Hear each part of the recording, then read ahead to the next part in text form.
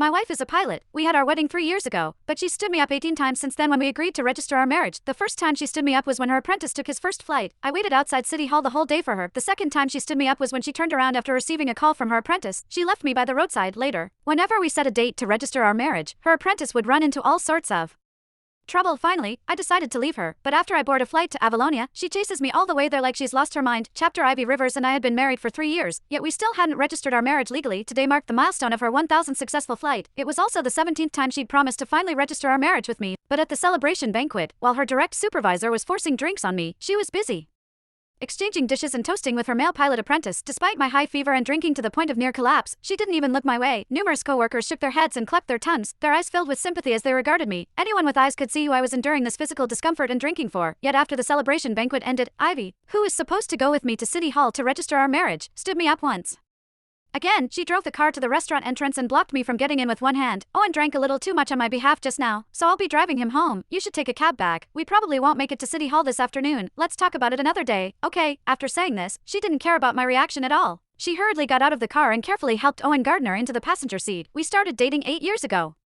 and had been married for 3 years. This was already the 17th time Ivy had postponed our marriage registration because of Owen. Usually at times like this, I would have broken down, shouting, arguing with her and demanding answers. Who exactly was her husband, who had just been drinking on her behalf? But this time, I just smiled slightly. All right, be careful on the road. Ivy paused at my words, seemingly surprised by my calm attitude today. After a moment, she returned to her cold demeanor.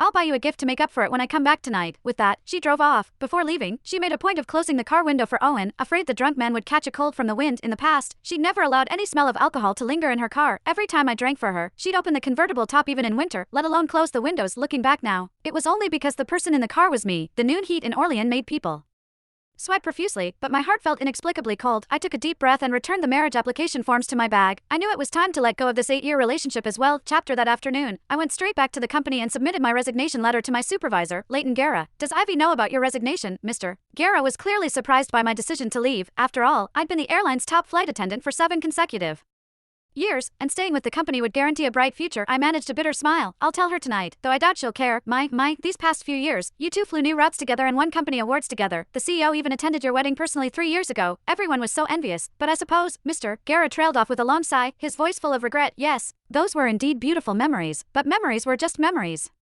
We could never go back. After submitting my resignation, I returned home around 10:00 p.m. The house was eerily quiet and empty. On my phone, a social media post from Owen popped up because he'd specifically tagged me. The caption read, "Special thanks to my beautiful mentor for staying by my side all afternoon. As a thank you, I'm taking her to Marcus Vale's concert tomorrow. Looking forward to it." I knew then that Ivy, who'd said she'd come home at noon, wouldn't be returning.